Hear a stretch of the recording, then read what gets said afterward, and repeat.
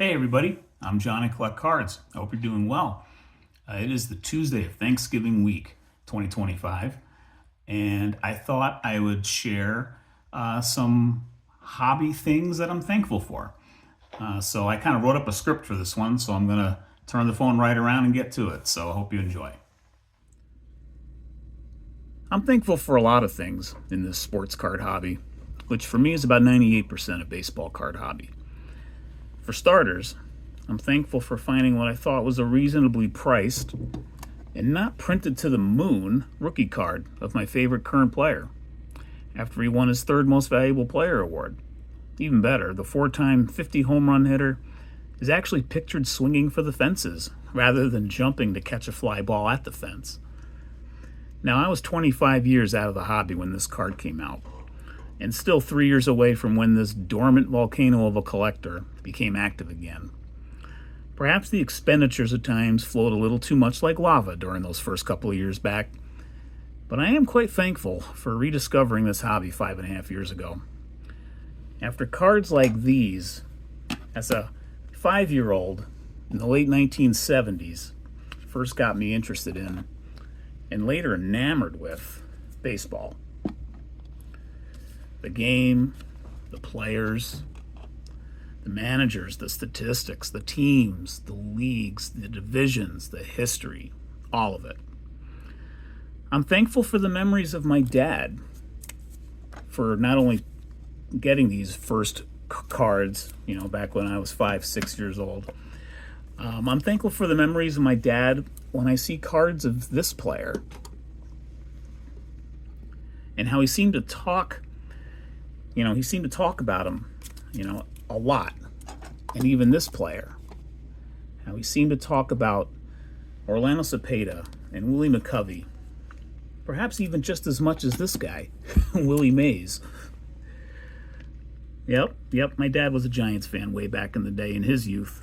But I'm thankful for seeing cards like these, and I can recall his own baseball memories of his own youth and how this guy's line drive was caught by this guy right here, and how the Giants came oh so close to beating the Yankees in 1962. Speaking of autographs, I'm thankful for diving into the through the mail autograph world. It's such a distinct and kind of self-enclosed part of this hobby, where it almost feels like it's its own hobby, and I think that's cool. Opening the return envelope and seeing the ink on the card not only continues to give me a little thrill, even to this day, 5 years later since I got started in this, but it adds kind of a third dimension to an otherwise flat 2D piece of cardboard. Reaching out to a great pitcher in the late 60s, early 70s, reaching out to an excellent pitcher for a second time for a no-charge auto, and he throws in a freebie, an extra auto to boot. Again, that's cool. And look at this one. Look at this one right here. This little guy. From one of my favorite all-time pitchers, from a new 2025 set this year. I just got this back yesterday, actually, and I absolutely love it. And again, no charge. Ron Guidry does not charge for his autograph, although he just signs one card at a time in the mail. But believe it or not, as silly as it might sound, I'm actually kind of thankful for this 2025 Topps T205 set. And that does sound kind of silly, I know. New cards at this point are either just so ridiculously expensive, or they're just simply not inspiring to me. And in the end, that's a good thing, though. I mean, it keeps most of my budget targeted to the vintage cards that are my real passion. But, today's cards, they do keep me connected. They keep me connected to the players of today. And so for at least one set this year anyway, Topps actually seemed to hit the mark in a way that made collecting some new cards fun, just for the sake of collecting.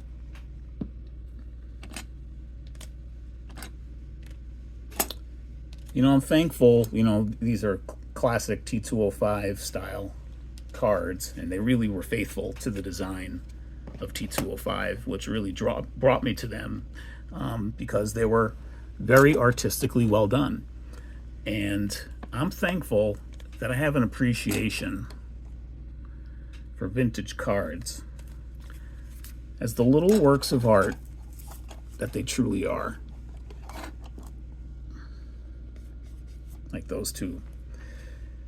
Frank Chance, Lou Fonseca. Here's a boxing card. Like I said, 98% baseball. Yeah, the vintage cards, they are works of art. They really are. I'm also thankful for when moments when art and history connect in my collection.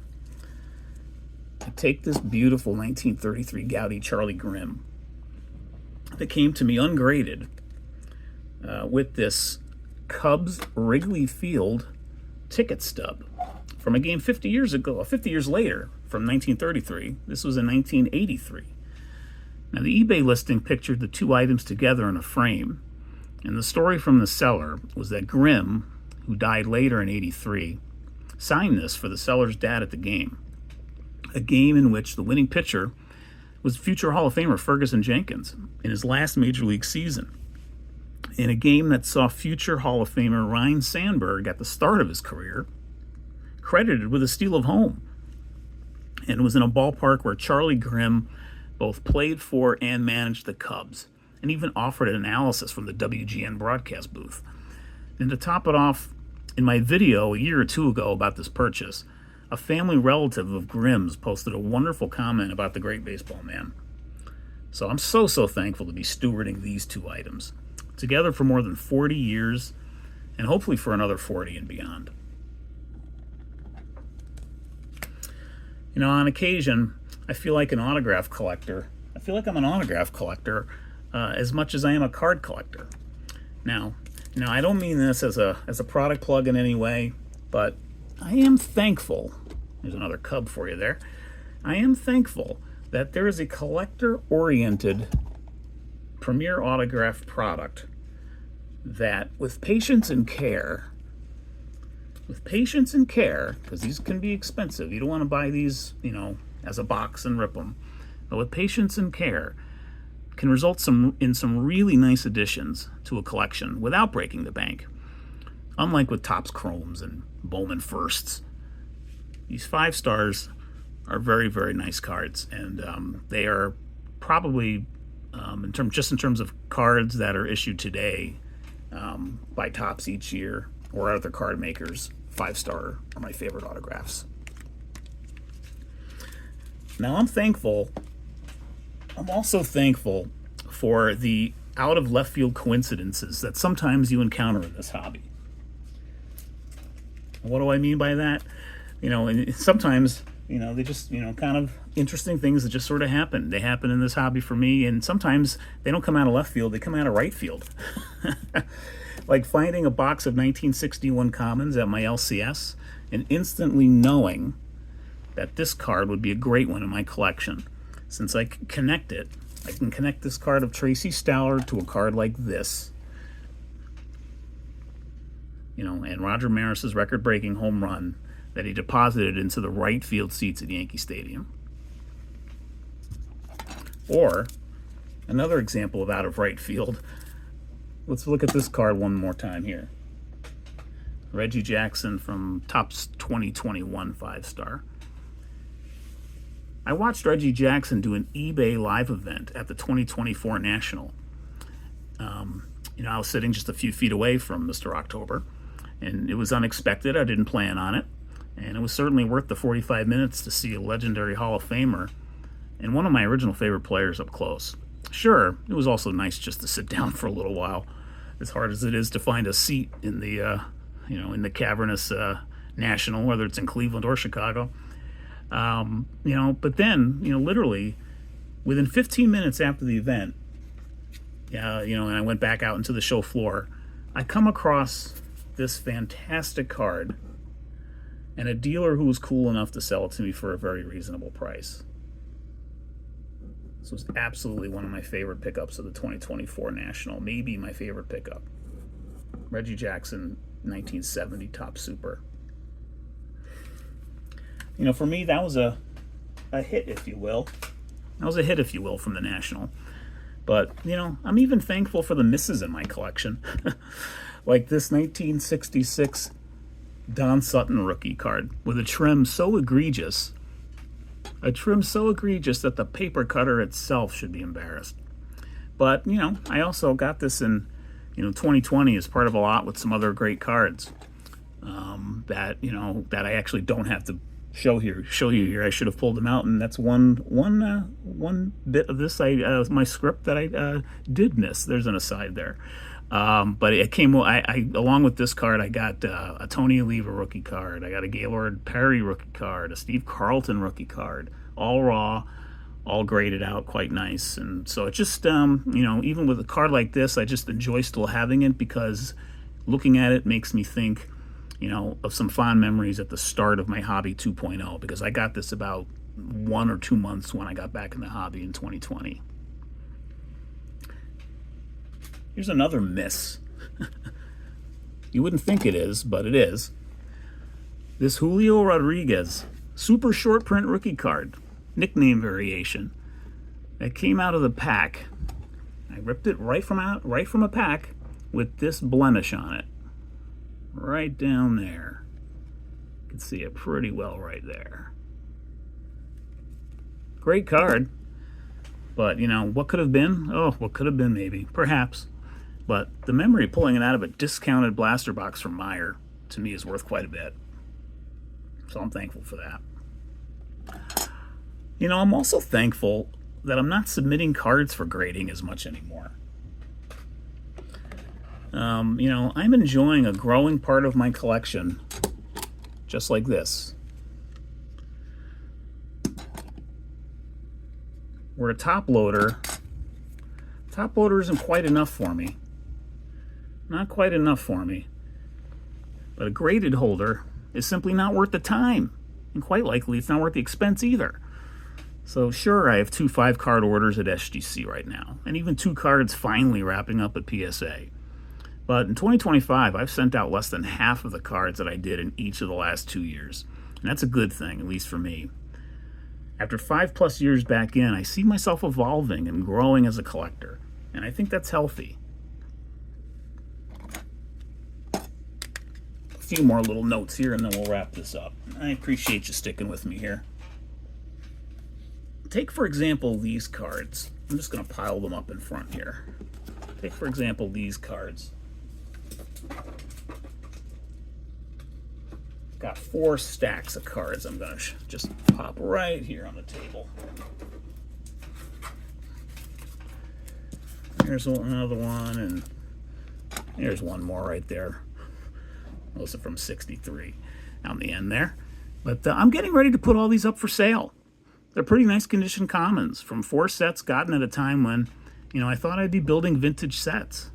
Now, I had built the 1954 Top set, and as thankful as I still am for being able to complete it, in terms of focus and good fortune. Focus and good fortune, both in equal parts. I'm also thankful to know that I'm ready to move on from some of these cards. From all of these cards, actually, I'm willing to move on. I have plenty of other cards from these years to maintain my enjoyment of having examples from these great sets. 57, 59, 61, 63. 3 years ago, maybe even 2 years ago, you wouldn't see me sell a single Golden Age vintage card. But it's good to know that I can do that now and put funds toward new and maybe bigger vintage hobby goals. I'm looking to consign several graded vintage cards at the start of 2026 as well. And I actually have one consigned now in the current REA auction that wraps up in early December. My first real auction house consignment. And in that regard, I'm thankful to still be able to find new ways to enjoy this hobby. I'll move these out of the way while I get to wrapping this up now. Of course, there's one more hobby thing that I'm hugely thankful for. And that is starting this channel more than 3.5 years ago. At that time, my enjoyment and sheer fun of collecting all over again was bubbling over. It needed an outlet. It was just, I was having the time of my life being back in this hobby. It was just like being a kid again. It really was. And starting this channel opened my eyes to so many other things in this hobby, both the great and the not so great. It got this lifelong learner to joyously absorb knowledge about Golden Age sets and pre-war sets, about grading, and the weird wild world of today's ultra-modern cards. And even building an autograph collection through the mail for not much more than stamps and envelopes. We're just going to keep it on these two cards here to wrap this up. But, beyond all of that, my channel has introduced me to and enabled me to connect with so many other collectors. From saying hello at a show to a viewer or fellow content creator I may only be acquainted with through channel comments, or to texting back and forth with collectors whom I can now call true friends. Every interaction is special because we have this hobby in common.